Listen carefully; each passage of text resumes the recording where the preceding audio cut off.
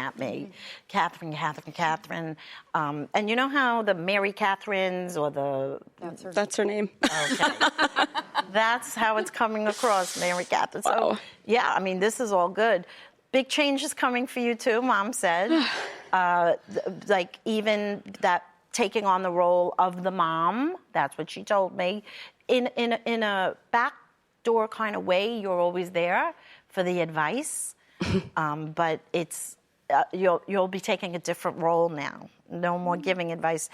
She said it's time you start taking the advice. I'm going to remember that. I'm going to remember that. I'm going to remember that, too, because I'm her daughter. So does that make sense? Yes. You don't need to be superwoman for everyone. Yeah. That's totally true. She said take the S off your chest. Is that okay for now? That's okay for me. Wow. You need that. It's totally true. Yep. Well, up next, are you constantly looking for signs to make a decision? Wishing a loved one who passed can help you. When we come back, how to tap into your inner voice.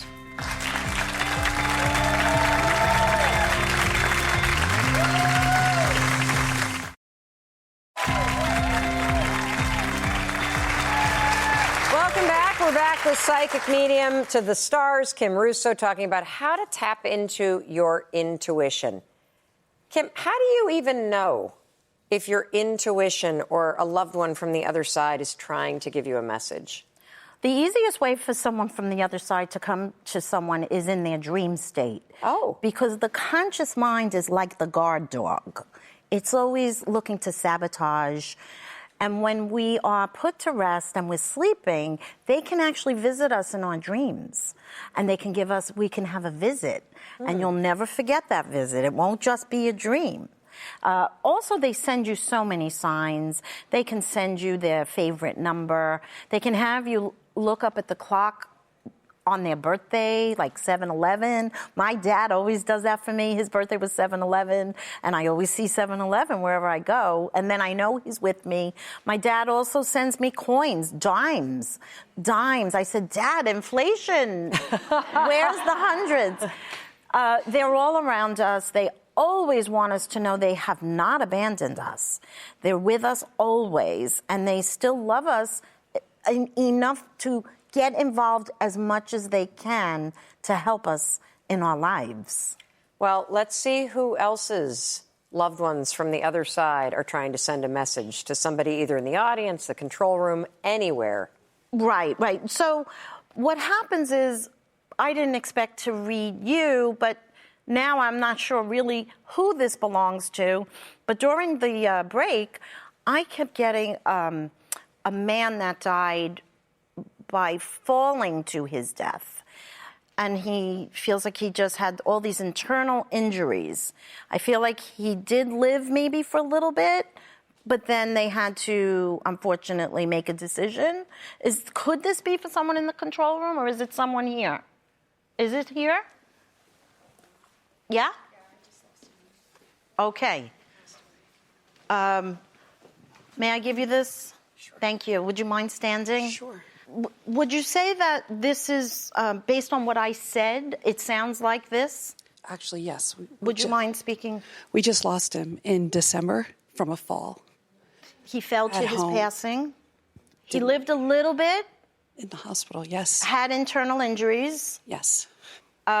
It looks to me from what I'm being shown was an infection started to circulate in the blood. I'm not sure if they told you that. I just like to tell you what they show me.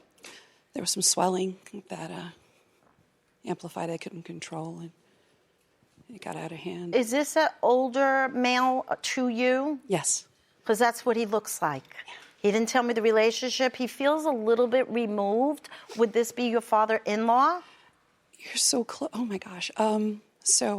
My best friend's father, who was like a surrogate father to me. Didn't feel like your dad. It felt like once removed exactly. Dad. Oh, my gosh. That's how they give their... And he's trying his best to tell me exactly what happened. Wow. And he's so happy to be able to get through to you. Holy cow. And he almost didn't. That's what he said. He said, I've been waiting.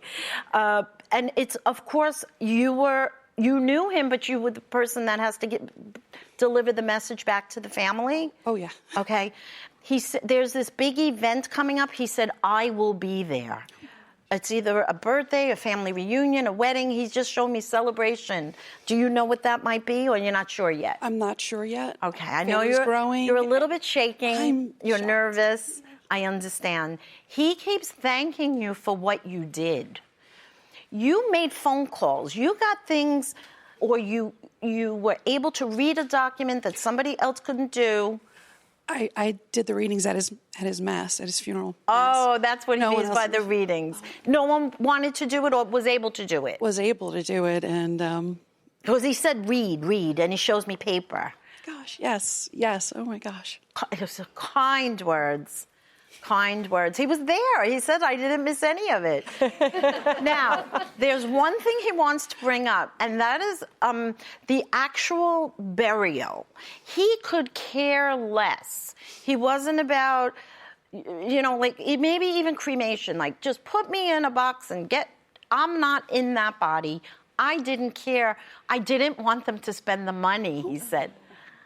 It's 100% spot on. He said- was cremated, and it was a joke about how, why waste the money, and He did not want them to waste the money on him. That's exactly like, right. don't spend it on something else. He's so happy about that. Oh my gosh. That they followed, because they tried to do more than what he needed.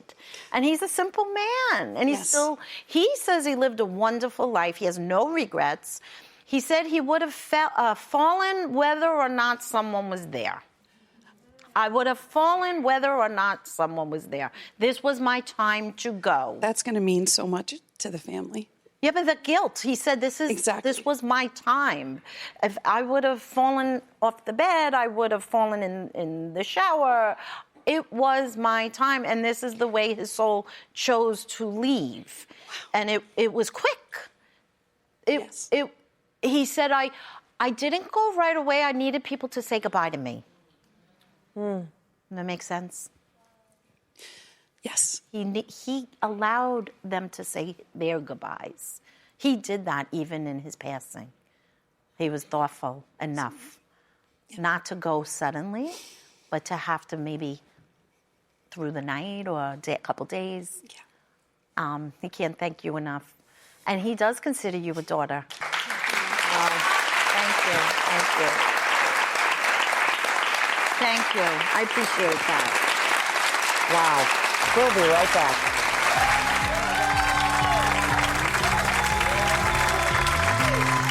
I love my studio audience. Oh, my God.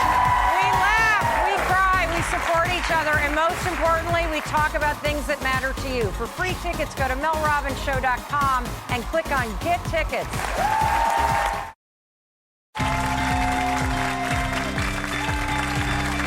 I'm back with Kim Russo, author of The Happy Medium, Life Lessons from the Other Side. So, I mean, I'm just so blown away by the gift that you have. Thank you. And that you give to other people. And you said at the very beginning that we all have this intuition that we can tap into. Can you please tell us, what can you do to strengthen it, to tap into it? Absolutely. Well, not everybody has to get struck by electricity or get electrocuted. This is our birthright. We were just like animals in the wild. We were given this manual, this handbook, if you will, with our soul. People think we weren't, but we were. And what you need to do more than anything, and there are ways you can strengthen this, is I do recommend meditating. Now, that doesn't mean you have to climb a mountain and sit in a yogi position to do this. It's more about putting away the technology, getting off of the social media sites, and sit with yourself. When was the last time anyone did that? Crystals can enhance your abilities. Yoga, Kundalini yoga is a big one. It really just helps raise the energy from the bottom of your spine all the way up.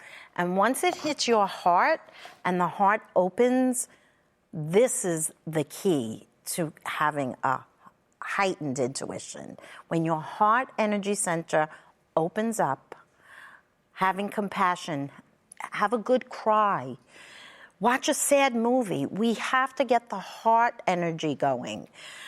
So it's interesting because you hear so much about trusting your gut. Yes. And because I'm so sciencey, you know, I like the science of the fact that the brain and the gut are connected by neurotransmitters. Yes, they are. But you're talking about accessing this thing that so many of us shut down, which is the heart for intuition. Absolutely. The gut is definitely connected to the instinct. No doubt about it. It's your survival mode. And there is a brain in the gut, but there's a bigger brain in the heart, because the heart can kind of send out energy and pick up energy much further out than the gut.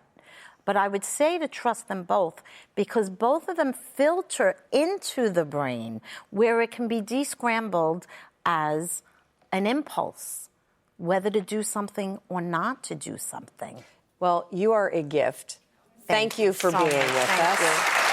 Wow. Thank you for telling me my father-in-law was here. Thank you. And, you know, here's what my intuition is telling me. That everybody in this audience control room and you at home are saying, holy cow, this was a sign that I was meant to see this show. Yes. So thank you, Kim, for being here.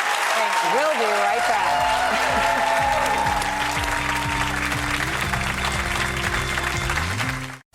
In your car or away from your TV and you can't watch the show, if you want to listen to The Mel Robbins Show, it's now available as a podcast on all major platforms. Check it out. Hit rock bottom and feeling worthless? I feel like I'm a dead woman walking. Stuck in your own new midlife hell? Help me understand why you hate yourself. 3 major triggers women fall into. That's Tuesday on Mel.